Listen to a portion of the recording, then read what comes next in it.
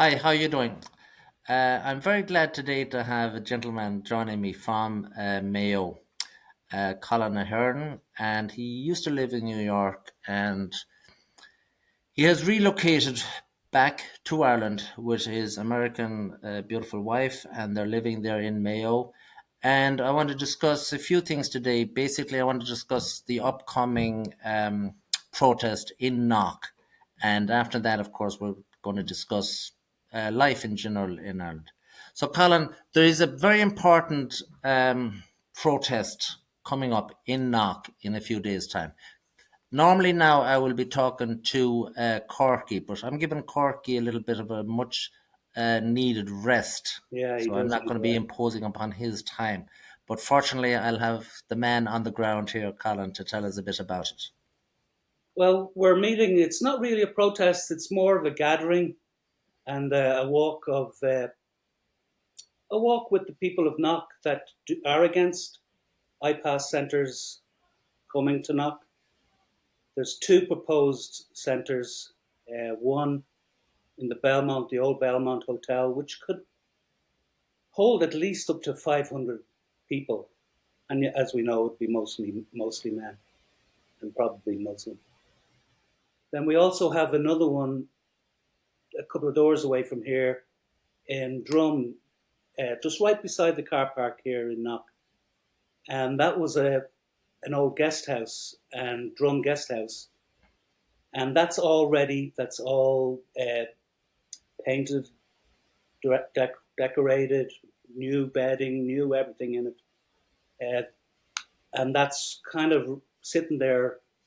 We've been told before Christmas that people were moving in. Thank God it still hasn't happened, and we pray every night and every day for that. But the one on Sunday, the gathering on Sunday, is meeting at 1 o'clock in the plaza in Knock, and we'll have a few speeches there. Hopefully, I'm not sure who's talking yet, and then we will process to Drum Guest House, and we will have some prayers. We will have one or two locals will be talking, and we hope to have like a candlelit vigil. Now, you mentioned the second place there, Drum. Approximately how many people do is expected to go into that second location? Well, Drum, it was a guest house, so I think there's 9 bedrooms in there. So I'd imagine like maybe about 40 to 50 people. Okay. So we're talking about a total number of people coming into the area of between maybe 550 or 600 people. Well, when they were talking about the Belmont is in different stages. There's like a phase one and then a phase two, and they're supposed to have it for 5 years. The first phase was like 149 men, and then progressing every year for that. So I'd say total maybe about 550, 600. Now, to put that in context, what is the local population of that area right there Well, in of themselves? there's about 900 people in the village itself, and then maybe up to about 1,300 in surrounding areas. Okay, so that might sound like a lot of people, but the 9 to 1,300 people living there are comprised of men, women, and children. The Yeah, people coming in are predominantly they men, will they will be predominantly men, as we've seen in every other iPass in Ireland. and men of physical fitness, not Young men, young males, physically fit, look like soldiers, look like army, look like they should be in their own country's army. so the people there, we'll call them strapping men from Mayo. Well, no matter how much of strapping they are, they will be justifiably in fear because they're being swamped with a large number of physically fit men. Well, yeah, it's most well they are. They're concerned for their wives and their children and the services that we don't have really around here. Like we have one doctor for all of us, and we've no dentist or anything like that. We've one police station that's open sometimes. Most of the times it's not. And we've got one little local shop, two little local shops. Well, amazingly enough, just before we came on the air, there I was on Facebook just having a look around, and you're talking about the lack of facilities, etc., etc. And there was a horrific post put up by some man in Galway who was in mourning because his own brother threw himself into the Corb River yesterday evening and committed suicide at the age of 34 years of age. He had been up at the hospital. He had indicated that he was suicidal, and make a long story short, I guess they were just too busy up there just to take care of him. And that is just not a once off situation. That is endemic in the entire country. There's people out there in dire conditions, Yeah. hoping, asking, pleading for assistance. And needless to say, it's not there. No, all of our services are really badly managed. Yeah, There, that's a there very is sad thing. supposedly money there for our services, but it's all managed really, really badly. And the same with this immigration issue; it's really badly managed. Like, why is our borders just so porous? Why is so many people just streaming in? And they're not coming from their own countries. They're coming in from our neighbours. They're coming in from Europe. So we're not the first port of call. Like, so we're accepting these people from countries that are close to us, and that's not the way things are supposed to be. And I don't know why our government is so not like serving the people or listening to the people. They're not like, I know we have a gathering on Sunday, and I know they're not listening to the people that are marching all over the country, all over the country. Every village has a no group, and every village is out marching, but they're not listening. They're just not listening. Like, are they being puppets? Are they being like, what are they like? Who are they? These people, you know? You said there that Ireland would not be their first port of call. Well, I would go as far as to say that if I am in, say, Tunisia or whatever, Ireland would be my last port of call. It's the last place on earth Hmm. that, on a natural basis, these people would want to go to. So obviously, there is a magnet, an attraction, or a reason for them to It's go to got to be that, the social welfare, or it's got to be a promise of something else, or maybe an order. or maybe an order from above, Now, from the puppet masters, and I don't mean like God. no, you don't need them puppet masters. This meeting, this upcoming Sunday, I get the feeling it's going to be slightly different from the last meeting. The last meeting would have been described as a protest. I even saw Corky and John Malloy and some others mention on different videos, etc., that the local people have asked that this event coming up Sunday will incorporate a candlelit vigil and a march, and it'll be more prayer based, and they are going with the wishes of the local people. So it would be more of a religious event than perhaps many of the other protests would be. Um, well, I was very happy with the last one as well, because we got to say the rosary. We all followed the cross through the town up to the Belmont. We had religious flags, so it was quite a religious, peaceful event. The last one, I was very happy, because even like people from all over Ireland came, like people from Kerry and people from Donegal and some from Dublin and Tipperary and everywhere. They came from everywhere. There must have been about 350, uh, 300 people there at the last march, and there was speeches from some people that are politicians or want to be politicians, but it was mostly well, like we started it off with the Ave Maria. So there, anything you do in Knock has a religious theme. Yes, and as it should be indeed, because that meeting event the last time was different from all the other events, really, where the other events might have a little bit more rough and tumble and whatnot. Hmm. But this is a different situation because Knock in of itself is a different area. It'd be like, well, we know Saudi Arabia is not taking in the Palestinians, as you will have learned, of course, needless to say. But it would be like Give it time. equating Saudi Arabia deciding to take in 10,000 Hindus, poor people from India, Hmm. and instead of putting them oh, on a little town beside the Red Sea, they'll actually put them into Mecca. They'd actually put them in the last place that you would expect to put them in. Why are these people, with all the locations in Ireland, why is the emphasis on putting them into Knock, which should be a sanctuary, basically, to be preserved?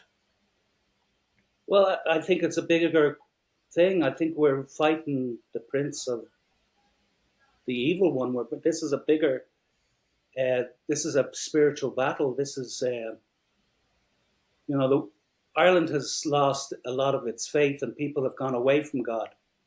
And I think we're not really going to get our country back until we return to the land of saints and scholars. Thousands upon thousands of people, of Irish people's blood is in those fields. It's in that land. It's it. So we are. That's why we were known as the land of saints and scholars, because of so many people, Irish people, that died for their faith. It was the one thing that kept them together through the famine, through the really bad times. And like that today, I think that's what's going on here is it's more than just the government or the politicians. It's a battle of a supernatural battle. I And find that's it's why, intriguing that you say that sorry. because I've heard other people say that we are involved in a spiritual warfare. Now, I would not describe myself as a spiritual person or a religious person. I'm just sort of uh, an average enough sort of a fellow. Mhm. You're obviously very spiritual. But even a person that was even on the other end of the spectrum, a person that was a complete atheist and didn't believe anything at all, even a fellow in that situation must look upon this situation and see it as if there is an element out there trying to destroy what might be described as civil society or decency, or to bring in anything at all that could be described as immoral or depraved, bizarre, or just outright crazy. So you are correct, no matter which, no matter where you are on the On the range spectrum, of yeah, spirituality, yeah. from the zero spirituality to a person like you that is Or very how spiritual. religious you are, yeah, you're still going to. You can see, you can see it, like from just the person who, the casual Catholic or the casual Christian, they can see it as well. But like that's why when we heard that these iPass centers were going to happen, we were kind of like, what are we going to do? Well, like, what can we do? So a few of us have put together like a prayer group, and every day at 1 o'clock outside Drum Guest House, we say the Rosary, we say prayers. It lasts for maybe about half an hour, 40 minutes, and then at 8:30 every night, we do the same thing, the same prayers, the Rosary, and Our Lady of Knock, and we say the prayers again for another. So every single day since the end of May, we've been doing that twice a day, and that's how we're kind of dealing with it. And it hasn't happened. So that's kind of how we get empowerment from it, because we could go out and protest, and we can write all these letters to the TDs. They don't care. They don't answer. They ignore us. So we get some sort of positive feeling when we say the prayers. So, would I be correct in saying that your Christianity is a force multiplier in the bigger scheme of things? You are actually your powers increase because you believe that God, Christ, the Virgin Mary, whoever, is assisting you and at your side. Most definitely. Now, if we go through, It gives us, we're able to go home at night after the prayers and just be much more calm about what things are going on because we've said our prayers, we've put our faith in God. You know, everything is in God's power. He is the decider in the end. We are just pawns. We're just little soldiers. That's all we are.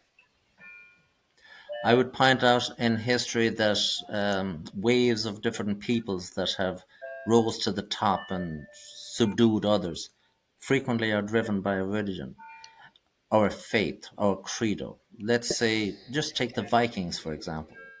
They believed they they looked forward to death because they believed that they were going straight to Valhalla. Mm-hmm. So that was enough to empower them to overcome what was otherwise tremendous odds against them. No different than the pilgrims that came out here to Plymouth, Massachusetts. They believed that God was inspiring them to come out, Yeah, the and that same as is why they come out. Buccaneers. And losing 50% in the first winter, it meant nothing to them because that was their destiny. God was inspiring them Yeah, to do. So the it's people in Knock would have that to their advantage. I believe so. I believe definitely the people that are in the group and are against this. I know there's a lot of people around that are afraid to come out and support us, but I don't know why. Because the church has been so quiet, they're not getting any leadership really from the church. So you know that doesn't help. And they're based like it's a rural little village, and people, you know, stick to themselves, mind their business. They're a great community if you're in need. Like we've just gone through 13, 14 days without electricity. We were one of the last ones to come back on. But you know, there was help from people around, and everybody looked after each other to the best of their ability. And but the religion to this group of prayer people that are concerned about what's happening to Knock and what's happening to the rest of Ireland. You know, Ballina, Kells, Dublin, Drum, Dundrum, all these little towns all over the country. It's This is our way of dealing with it, and like because we're not like once you have faith in God, you don't really have the fear.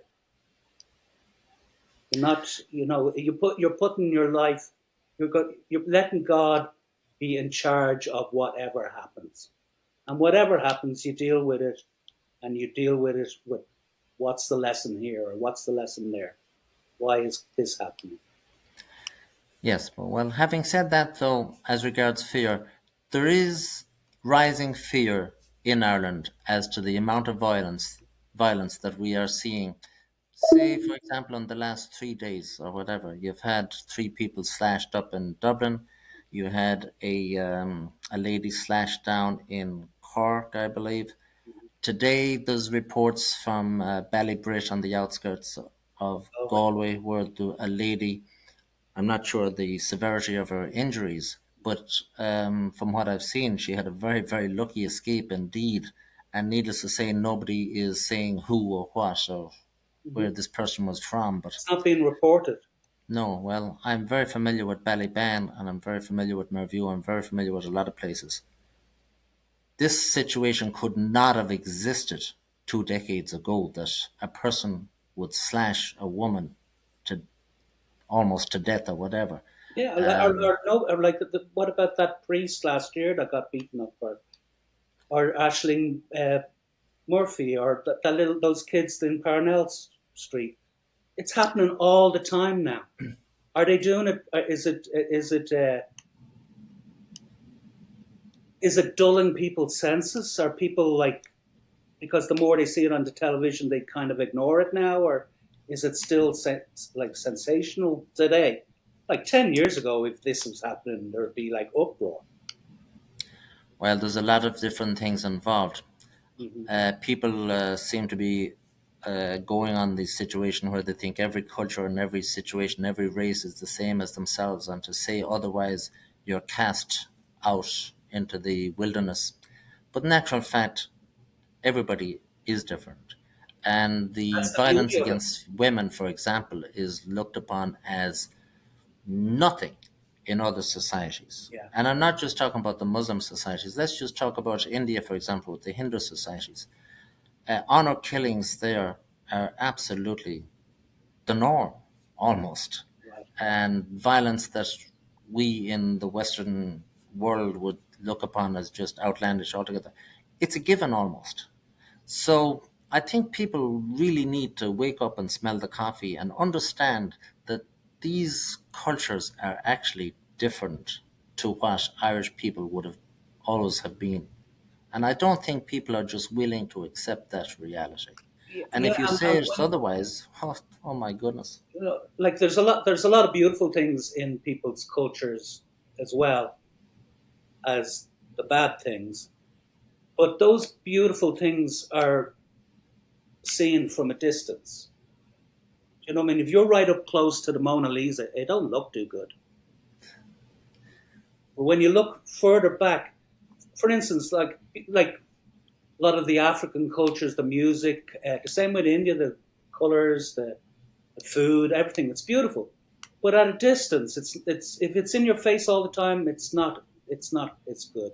And when it's what's happening is the people that are coming here, the people that are illegally getting here, are a lot of them are the dreads. They're trouble. There's no records of their crimes, and there's a lot of drugs as well coming in with these people, and it's just what I'm trying to say is like diversity is not a good thing.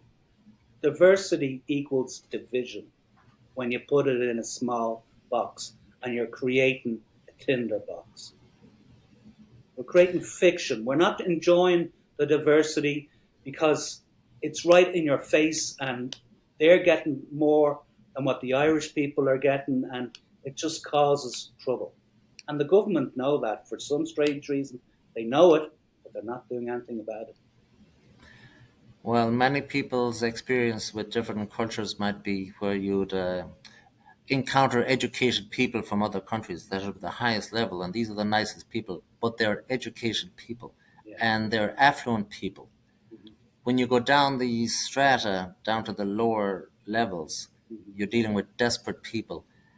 Their lives are of a lesser stature than the other people's lives.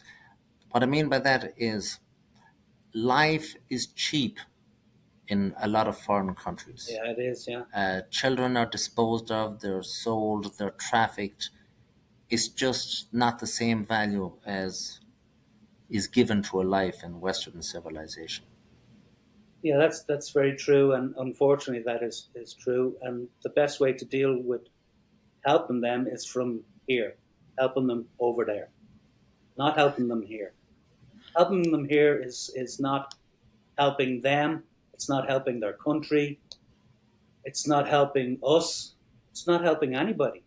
Best way to do charity is over there in their own culture, in their own society, in their own, so that they can change their own society for the betterment of their country. Well, trying to help people here, as in Ireland, is absurd, of course, because the cost of accommodation, food, heat, and everything in, we'll say, Castlebar is X. Well, the cost of the same accommodation in, we'll say, Moldova, wherever, is a fraction. Yeah, For the same amount of money, you could possibly sustain 100 times as many people in the same level of comfort yeah, in the country where they're from, yeah, where they and would it's normally also most in the prefer to society be. that they know about, and they understand. It's most of the people there are the same religion. You know, it's like it's like being one like me being landed on the moon. I wouldn't. You'd feel terrible. Okay, I got a house and the government's looking after me, but my whole Well, family and my way of life is back there. You know. if they landed you on the moon, you might have been the first guy that's on the moon.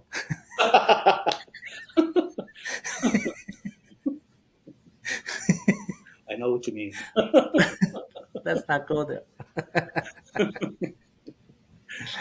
Now, tell me, you were living in New York and you had a fantastic profession Yeah, in New York, I did. Yeah. producing possibly one of the greatest bits of art that we have seen in the last 50 years. Can you just tell us a little bit about that and how that came to an end and how did you end up back in Knock? Well, I went to. I was brought to America by my job, which was I was doing sound. I was the sound engineer for a little Irish show called Riverdance, and we had a great time. Went to America and went all over the world. And so when that finished in New York, I had met a girl in Pittsburgh, and then Riverdance ended. We got married, and then I ended up working for a show called Mamma Mia, and I was with them for about 15 years. And after that finished, I got worked on a few other shows, Wicked and Cabaret and Color Purple, and quite a lot of different shows. And then I got a head job in one of the theaters, a head soundman's job in one of the theaters. Life was going well, and and then the COVID happened, and they wanted us to. They closed everything down, and they said we weren't going to come back unless we took the jib jab, and I just couldn't do it. I just could not do it. I just thought that there was something wrong. It was also because of the cell lines with the aborted baby. It was against my religion. Got a letter from my priest, got a letter from my doctor, got a letter from a lawyer, brought it in to my employer, and they just laughed at it, basically. Said, "Oh, your Pope said it's okay." And I couldn't do it. And then I got let go.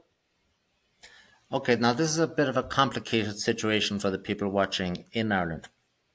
First of all, as regards the jib jab, every state here had their own parameters or their own level of enforcements or requests or whatever. To the northeast here, you were in New York, right, at this time? Yeah. New York, Massachusetts, California, Illinois, places like that that would be very liberal. Um, they really were demanding the jib jab in quite a lot of jobs, Yeah. You not only public service jobs, but even private companies and universities. It was very, very difficult. People down in the South, in Georgia and Alabama and Texas and whatnot, they would have a completely different scenario altogether. And it'd be more voluntarily. There wasn't a great push. You could still go to university. It was a whole different ballgame. But you're unfortunate to be in New York and your company basically said to you, you get the jib jab or you are out of a job. Yeah, that's basically what had happened. And the same with my wife. My wife was a homemade worker, and throughout the whole thing, so she was a hero. Coming back 7 o'clock, everybody's out applauding her. You're a hero. You're a hero. And then when everything sort of came back to normal, and everybody was back at work, and the bars were open, restaurants were open, they decided that she had to get the vaccine. So she got a religious exemption from Bishop Schneider, and so then they said okay, they accepted her religious exemption. But then about a month later, a New York judge kicked it all out, and there was no religious exemptions allowed. So she lost her job too. So it was time to do something or think about something, and I was like, well, I looked at the numbers, I looked at the savings, and it says we could we move to Ireland? So that's what I had. Or actually, what happened was I had a dream, And I heard this voice saying, "Come home, come home, come home." And I was like, I woke up and I was like, "Oh, that's very strange. What's that?" And then it says, was that God sending me a message?" And then I said, "Oh, it couldn't have been God. It was a woman's voice." So, and when I thought of that, a picture of Our Lady of Knock came into my mind. And that was before I even knew about living here in Knock. I came home, looked, I had a couple of places to look at to buy. And then my brother hands me a newspaper. He says, "Look, there's a place in Knock." This is how we'll go and have a look at that as well. And then when we got here, the sun was shining, one of the sunniest days I've ever seen in Knock. And so we bought the place. And that's it, all kind of added up then, it all came together. And it's a beautiful place to live. It's the people are lovely, they're friendly, they're good crack. It's a really lovely, quiet place to live. Okay, so let me go back and rehash this for a moment. You're telling me that some night you were fast asleep or whatever, and you had a dream, and the dream was just a voice saying, Come "Come home. home, come home, come home." Yeah. Just says, "Come home, come home." You woke up, so you would be a bit confused as to what exactly is going on. And then you say you had a vision in your mind, not visually now, but just Oh, in your just in mind my mind. Yeah. of the lady, The, and you knew at that moment that you needed to go home. Is that what you're telling me? yeah. That's what I knew then, that I was being called to come home. I was thinking about coming home anyway, but that was the last, like, divine providence. This is it. You're moving to Ireland. And I told my wife what happened. Told my wife, and she was okay. She was very nervous. She was, like, she's an American, but we did it. Well, I don't blame her for being nervous. I'm a bit nervous myself even listening to this story. So you woke, you woke her up and says you just basically Well, had I a didn't wake vision her up. from God. I told her that day. Yeah. And she accepted this. Yeah, she did. Yeah, she was Now, quite nervous, but she loves it now. she would be as religious as yourself. Yeah, she would. Yeah, Yeah. Now, I would point out too that an American Catholic is somewhat different from an Irish Catholic. The American, I'll put it like, it's hard to explain, but I'll put it like this. An American Catholic will take their religion seriously. An Irish Catholic will just take it a la carte, and yeah, if it suits them, well and good, not that. But an American Catholic, if they're a real Catholic, that is a big deal. That'll guide their life. yeah, So she accepted that this existed, it happened, and she is now happy to come home to Ireland. yes. Where are you from originally? When you say Oh, originally I was born in Dublin. yes, I so lived in Knock Dublin is the till I was last. about 19 or so. Mayo was the last place that a dub would want to go to. Oh, So you're I saying, couldn't. I decided there was no way I was going to live in a city. yeah, Like, I was after living in New York, and I seen the craziness that goes on there, the Sodom and Gomorrah, including inside the theater as well. Like, it's horrendous what's going on in entertainment business, and they're all brainwashed. They're all brainwashed into all this. and you knew things were not going to get better, only get worse. So Yeah, you at the beginning were saying, okay, I'm going to live what a Dublin person would say, I'm going to live down the country someplace. yeah, And your brother then just came up with this house or whatever. It yeah, just so happened to be in Knock. yeah, yeah. I'm not usually stuck for words, but that's the best story I've heard in a long time. No, it's beautiful because it's like, I remember coming here as when with my grandmother. She used to bring us here a lot, and we did the night vigils and all that, and it was beautiful, and it always stuck in my mind. And about 2 weeks before my mother died, I brought her to Knock just as a day trip, and she went home and she was like, "Oh, I feel brilliant. I feel the best I've ever been." She had bad health and stuff, but she felt the best she ever felt. She felt, "Oh, I feel like a new person." and then a couple of weeks later she was dead. But that was the last place I ever brought her, was to Knock. Little did I know any of this was adding into the story of what I was going to end up living here. Getting back to your mother, the Lord rest her, was she ill up to this point, or did you just go to Knock as you might go to Knock once a year or whatever? Oh no, she was ill over time. Yeah, Yeah. she was always, every now and again she'd be rushed into hospital. Okay. But So 2 weeks before she passed away, you went down to Knock, and she got a burst of energy, and it was good. yeah, it was great because then I was able to go home to New York, back to New York, and be, at least that she was in good form, good spirits, you know.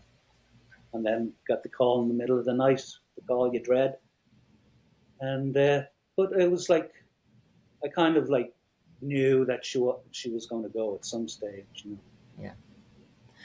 Getting back to the jib jab, you did not want to take the jib jab because in your research of the jib jab, you discovered, to your both horror and amazement, that fetal tissue from an unborn, aborted Girl, child yeah, was actually in the jib jab. yeah, and it's in most vaccines, And unfortunately, needless to say, that straight away you said this is, against my to use religion. an old term, an abomination Yes, that you would not even consider. yes, exactly. And that's another thing as well. Like, why is Ireland in the state we are? Well, hello, look at all the referendums we've done. We've turned against God. We've turned our back against them. We're like we're getting rid of crucifixes out of the schools. We have abortion on demand now. Rare and safe. They said, what, 10,000 now a year are being killed. Irish babies are being killed. We've got homosexual marriage. That's just, we've gone down the slippery slope. We're trying to get rid of the family, the nuclear family. Everything's up for grabs. We've got trans this, we've got trans that. We're being bombasted with immoral depravity. Well, as I mentioned earlier, a culture of death is being pushed upon the Irish people Exactly. and indeed Western society Yeah. in general. Culture of death. That's exactly. Abortion, scarce and unusual, etc., etc. Well, it's now very convenient. Yeah. In this country, of course, as you know, if you were to be an old lady praying outside a clinic, stormtrooper could come and hit you on the head with a truncheon and lay you low. But Or that's you the could way be it in is. England and just praying in your head and get arrested. Without even voicing the words, Yeah. there has been a situation where a person has been hauled away because somebody concluded that he was saying a prayer. Yeah. It's almost unbelievable, but nowadays anything is believable. Where do you see Ireland going into the next, we'll say, a year or 18 months? There was a time when we'd ask one another, where do you see Ireland in 50 years' time? But the rate of change is so high now that we So, don't need to wonder about 50 years' time. We're wondering now almost about 50 days' time. um, at the moment, it's very difficult to say what we're going to be like in a year or two. I'm hoping and I'm praying that some of the good work that President Trump is doing in America will happen to change our culture as well. It seems like Americans have decided they're fed up with the madness and they want common sense back again. And I'm hoping that some of that common sense will change the culture over here. And like most American culture does end up ingrained in Ireland because of the relationship we have and because of television, of course. But hopefully, instead of all the madness of American television and an American uh, political landscape, instead of all that pushing of the agendas that they have, the liberal agendas, the progressive agendas, that some common sense, like what President Trump is doing, going through all the books, finding where all these NGOs are getting their money from for all silly things, wastes and waste of millions, billions. And I also hope that that people come back to pray and come back to God and come back to saying their prayers and lighting candles and all those beautiful, beautiful things that we have in the Catholic Church. I know our church over here at the moment is very weak. We're very weak bishops.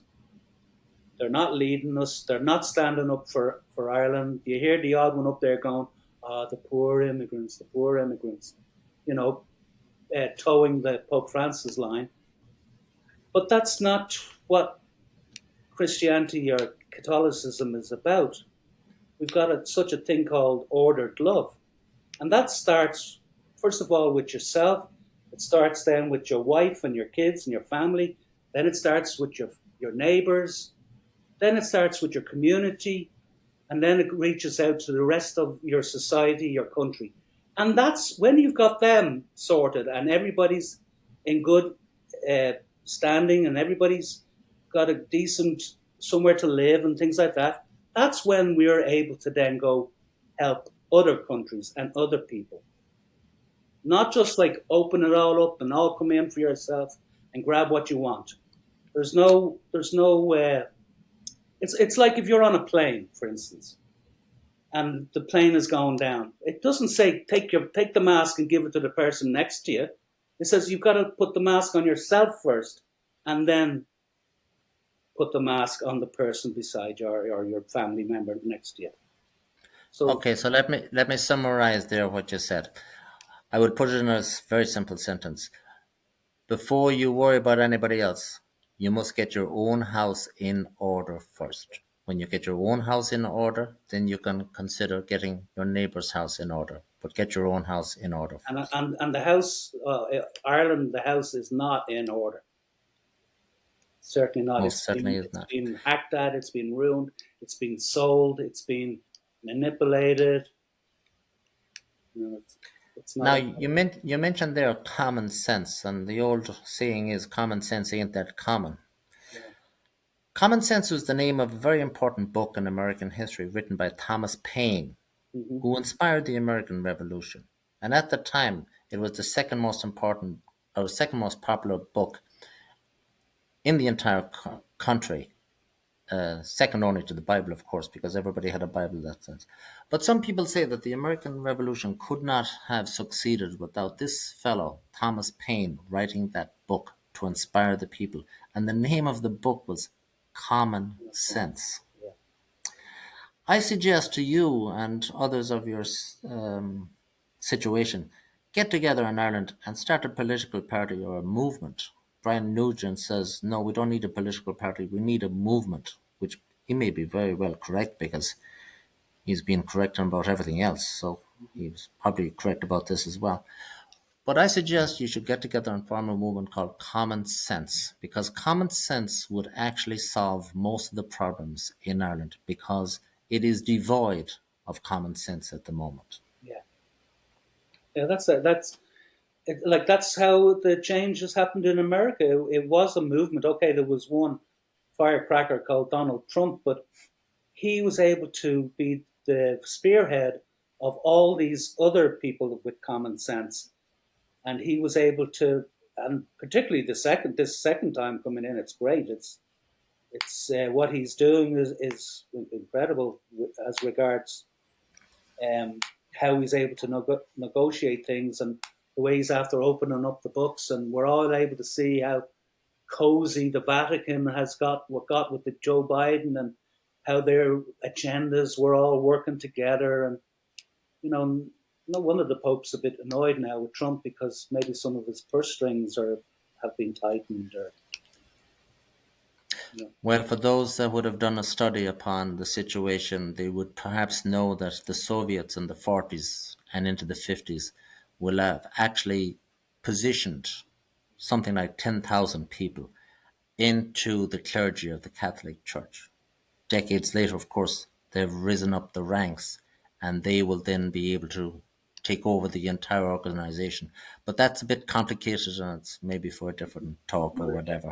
But the Catholic Church did not get to the situation it is in today by accident. They were, like every other movement in history, infiltrated by somebody else. Yeah, And that was the what happened to the Catholic Church. yeah. This And fellow, the Pope today, because well, of the scandals that happened, they're voiceless now. The priests are voiceless. The bishops, the clergy are voiceless. They're not. They're like in shell shock. They're not able to stand up or make a voice in case they'll hurt somebody or they'll get attacked. Like we have Father Sheen there, like from Tralee down. I think he's from Boston actually originally, and he's retired, but he comes out and he says one mass and he says one thing, and it's actually all he wasn't saying it. He was just quoting what's in the Bible and what the Catholic Church stands for, and then he gets like cancelled by the bishops. So the bishops are afraid. They're afraid of their shadow. They really are. in that vein, has the local bishop of the diocese up there in Knock, etc., has he actually come out and made any significant statement as to what is going on and whether his little fiefdom of the Shrine of Knock has been sort No, of. no, he hasn't come out and said anything. We haven't really heard much from even our local parish priest. Father Richard. Like he seems like a nice enough guy, but again, he has to play the tune. He has to be. He's more of a diplomat. He's got to entertain people like Joe Biden. Which nobody Well, really in not turned out for. By the way, nobody. well, they have been cut off at the knees, perhaps, and somewhat reduced. So that is the story with the Catholic Church.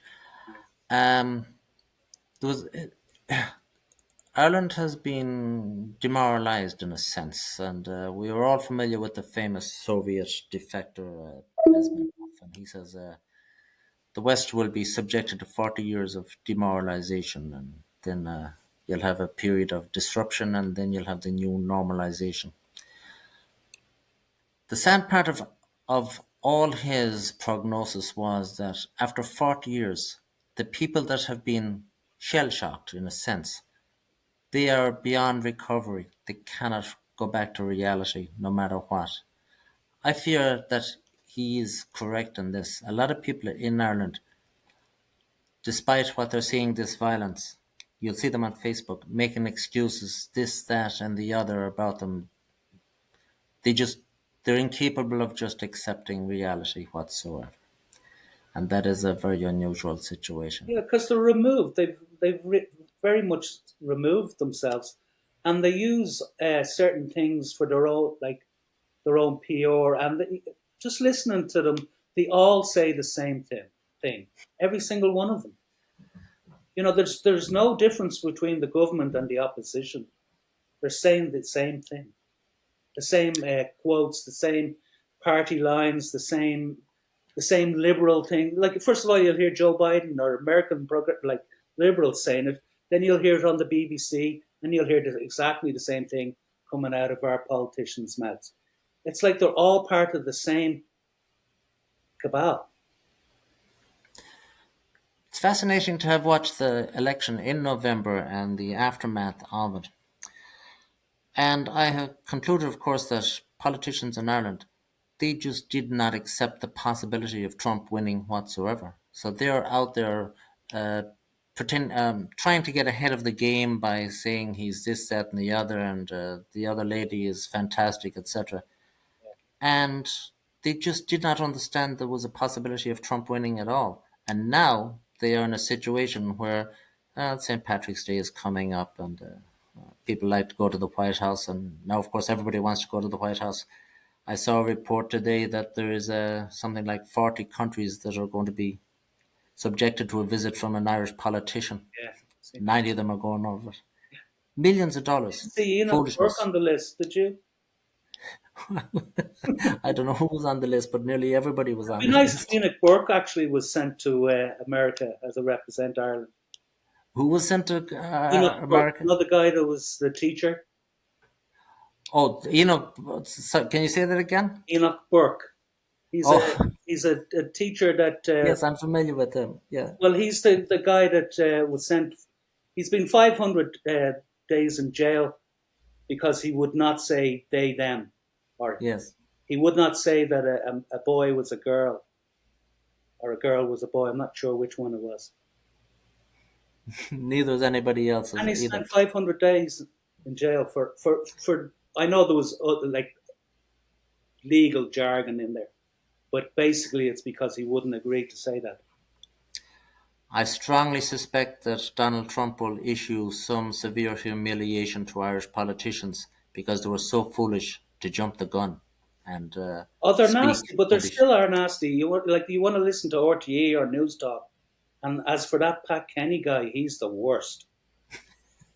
He really is. He's he's like he thinks he knows everything, and he hates Trump, and you can hear it. You can hear the venom coming out of them on the radio. Like they're all squirming. It's like the somebody drew back the curtain on these vampires, and they're all like squirming from the light. well, sometimes when you're in a hole, you just got to stop digging. But these guys, they have brought in an extra JCB, I guess, to dig a little bit deeper. Who Yeah, knows? yeah. It's crazy. It's not. It doesn't make good diplomacy, and it certainly won't be good for Irish industry or economics if they keep playing that silly game. You did mention there that nearly all Irish politicians are reading off the same hymn book, if I want to use that term. Um, it was amazing to watch the European elections. You had a fellow there from Clare. He was a great guy. And then you had another guy running in the Northwest constituency. He was supposed to be a great guy as well, and this. But no sooner were they elected that they reverted back to what they actually were. They were just mouthpieces. It was a horrendous disappointment to the voters that voted for these two fellows, the chairman and the other fellow up. I think the other fellow was from Monaghan or Oh, wherever. that's the Independent Irish Party. Yes. Yeah, they No sooner was he using. Oh, it was they all were over. ex Fianna Fáil Fine Gaelers anyway to begin with, so Yes. they only changed to become independent just to get And elected. Ireland is in the unusual position that the opposition party is actually worse than the parties that are in there. So Yeah, even though people hate the parties that are in there, Fianna Fáil slash Fine Gael and slash couple of independent. comedians down there in Kerry or whoever Yeah, they are yeah, with the cap, uh, yeah. Or Lowry. these fools, yeah, but the opposition are actually worse They are than because those we clowns, know which is amazing. they're tied up with the whole globalist communist agenda. They're signed up members for a long time. Yes. Well, we have had a good chat, and I would point out that we're just two fellows that never come across one another before, and we can have a chat about this, that, and the other. That, of course, used to be normal back in the old days. Perhaps it would have been even a little bit easier to have a chat had we had a couple of beers, but speaking for myself, I don't drink anymore, and maybe you don't either, for all I know, but Oh, the art of at conversation least needs to be once a week. revived. At least once a week. You got to go out at least once a week. I used to own my own pub, and I used to explain it very simply. I says, I much preferred selling beer than buying beer. Yeah. Well, yeah, yeah, yeah. That All makes right, perfect Colin, sense. it was a pleasure having a chat with you, and we will do this again. I do enjoy these chats, and I wish other people would come on and have a little bit of a chat, and people chat among themselves and put it up on YouTube or whatever. Yeah, All and right, people so should talk more because don't be afraid of being called names because they're only names, sticks and stones. They're like they can throw whatever labels at you at they want. In the end, inside you know who you are. absolutely, being called names never bothered me at all because I don't care. Yeah, I exactly. am comfortable in my intellect and I'm comfortable with everything else as well. So there's a lot of people on Facebook calling, not me, but calling everybody Yeah, names. yeah. the vast majority of them childish, have an IQ of nothing, childish. and they're Better off calling. discussing, talking. Yes, it's All right, Facebook. Facebook is an amazing thing where a foolish person has the same clout as Einstein. yeah, It's yeah. fantastic. All right. Well, thank you very much, All Colin. right. We will So call it. Do you have anything else now to say before we wrap it just up? And if you can make it to knock for the gathering on this Sunday, the 16th, 1 yes, p.m. Bring your candles, bring your flags, bring your rosary beads, bring your pictures of Mary, statues of Mary, crosses, bring them all.